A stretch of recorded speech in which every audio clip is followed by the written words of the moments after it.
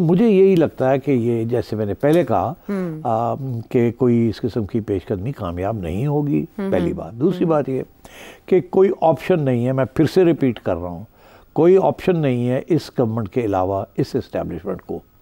इस इस्टेब्लिशमेंट और इस ये जो गवर्नमेंट है उन्होंने जप्पी डाली हुई एक दूसरे, जिस दिन जप्पी टूटी तो दोनों गए। अच्छा, यानी लाइफ लाइन है एक दूसरे की। लेकिन इस ब्रीदिंग स्पेस को ढूंढने की वजह नहीं समझ आ रही कि somebody needs to save its nose।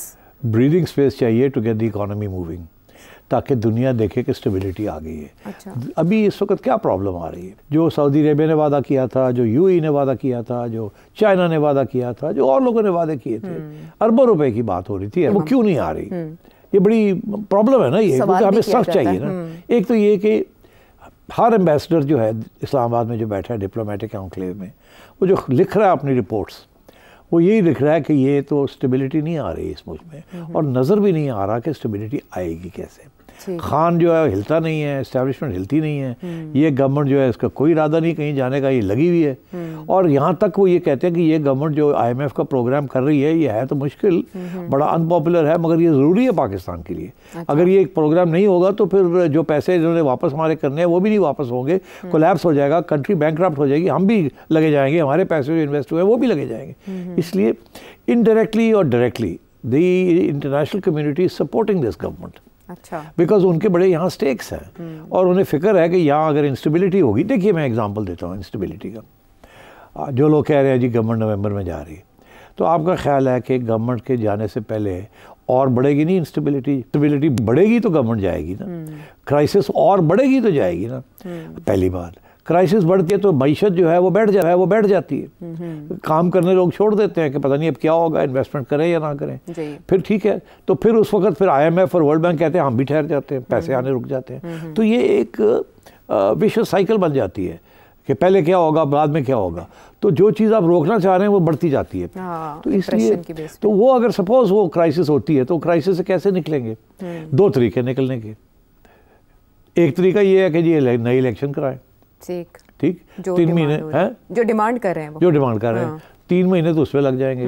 उससे पहले केयर टेकर गवर्नमेंट कौन सी आएगी उसके ऊपर लड़ाई झगड़े होंगे। ठीक है, फिर इलेक्शन कमिश्नर चेंज करनी है, खान साहब ये इलेक्शन कमीशन तो नहीं मानेंगे, फिर उसके ऊपर लड़ाई झगड़े होंगे, नए रूल्स बनेंगे इलेक्शन के तो फिर मतलब है कि 4-5 महीने तक ही निकल जाएंगे लड़ाई झगड़े।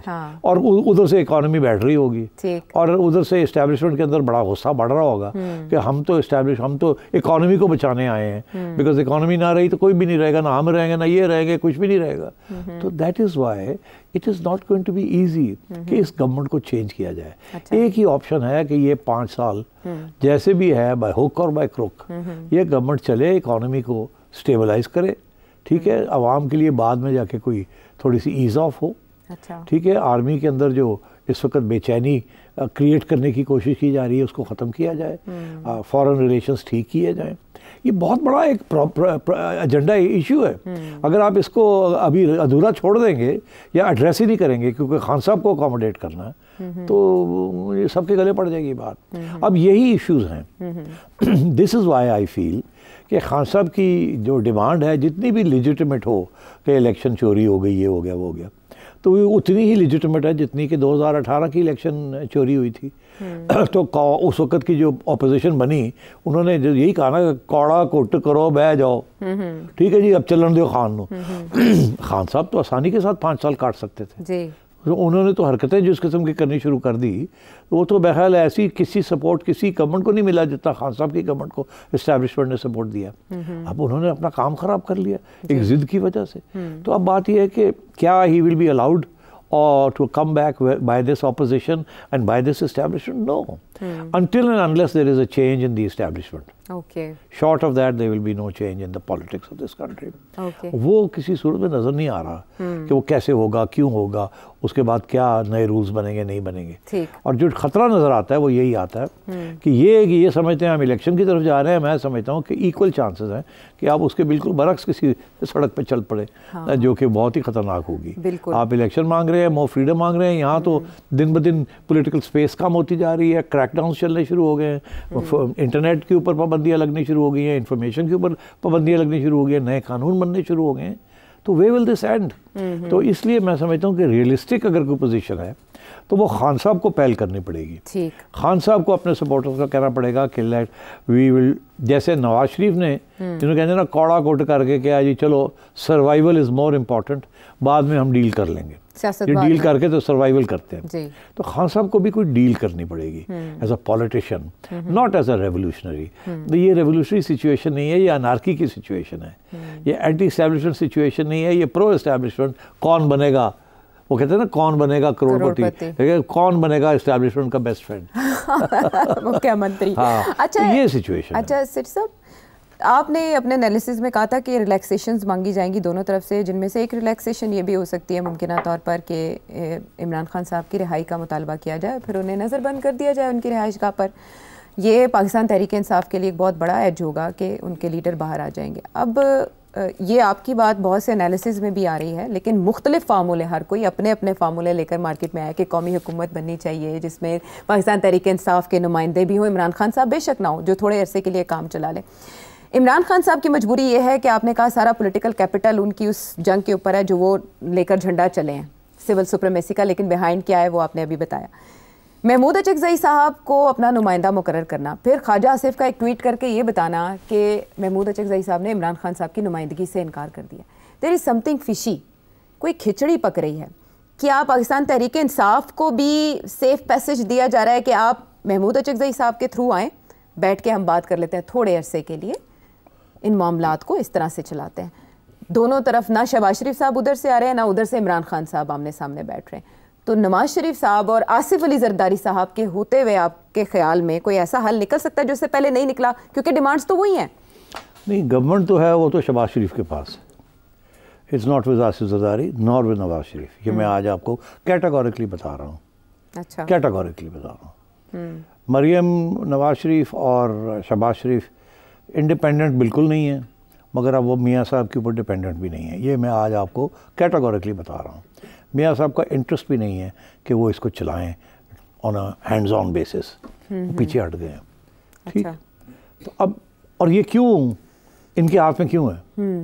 Because they are close to the establishment. अच्छा, मियाँ साहब is not close to the establishment. उनका तो एक मौक़िफ़ है ना, शहबाज शरीफ का तो उल्टा मौक़िफ़ था ना जी। I love the establishment. The establishment loves me. उनका मुज़ाहमत है, उनका मुसालिहत है। Loves me not, loves me not. अच्छा, अब वो जो है ना, वो मरियम ने भी सोचा कि this is the best policy. Obviously, this is the only way. Power talks with power. Power talks with power. तो she's so both the chief minister and the prime minister are totally with the establishment. Okay. ठीक है। ठीक। मियाँ साहब पीछे होके बैठ गए हैं कि जी मैनेज करो, फिर ठीक है। Because now we are here this stage, अब क्या हम, और मियाँ साहब तो उनका तो अपना बहुत सी पॉलिसी इश्यूज़ हैं जो कि एस्टैब्लिशमेंट को एक्सेप्टेबल नहीं है।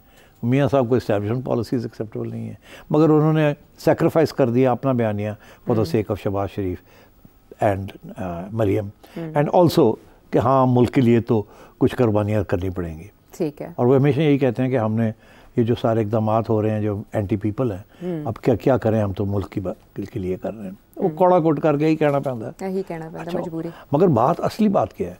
असली बात ये है कि Noon league has lost the support of the people. हाँ, मियाँ साहब को भी पता है इस बात का, सबको पता है, इसीलिए चुप भी हैं, इसीलिए वो चुप भी है। क्या मैं किस मुंह से बात करूँ? यहाँ तो सारा वोट बैंक ले गया इमरान खान। अच्छा, अब बात यह है कि so to say कि जी Asif Zardari and can play a role और Nawaz Sharif can play a role जिसके साथ इमरान खान को accommodate किया जाए, I don't think that's going to happen. अच्छा। अलबत्ता ये ज़रूर है कि आसिफ जरदारी में और नवाज शरीफ में एक फ़र्क है। क्या? नवाज शरीफ, आसिफ जरदारी जब इस्टेब्लिशमेंट कहेगी कि जी वक्त आ गया है, जब भी वो हो, अगर वो हो कि अब ज़रा इमरान खान के लिए स्पेस क्रिएट करनी है, अच्छा। या पीटीआई के लिए, जैसे आपने कहा इमरान खान ना भी हो तो पीटीआई के लिए स्पेस क्रिएट करनी है, तो आसिफ जरदारी कहेगा नो प्रॉब्लम। मगर मियाँ साहब नहीं मानेंगे। अच्छा। मियाँ साहब कहेंगे नहीं, इससे बेहतर है हम बाहर आ जाएं, स्पेस नहीं क्रिएट करेंगे, हम छोड़ देते हैं, आप कर लें जो आपने करना है। ठीक, we will not create obstacles for you. ठीक, मगर सवाल यह है कि are we at that stage? जो कि मैंने पहले कहा था, we are not at that stage. अब आइए जो सवाल भी आज आए हैं, we will talk about some other issues कि वो स्टेज कब आएगी, आ भी सकती है या नहीं आ सकती, वी विल डिस्कस दोस। आज सवाल आए हैं उनके अंदर मैं इसका एड्रेस करूँगा इस इशू को। ठीक है, तो हम ब्रेक ले लेते हैं। मेरा ख्याल है थोड़ी हम भी ब्रीदिंग स्पेस ढूंढने की कोशिश इस वक्त सियासी कुव्वतें कर रही हैं, ढूंढ पाएंगे या नहीं आने वाले दिन बताएंगे। ग्रैंड अलायंस एक बनने जा रहा है, कौन कौन उसका हिस्सा हो सकता है और कितना टफ टाइम इस हुकूमत को दे सकता है, ये भी आने वाला वक्त बताएगा। वापस आते हैं एक ब्रेक के बाद।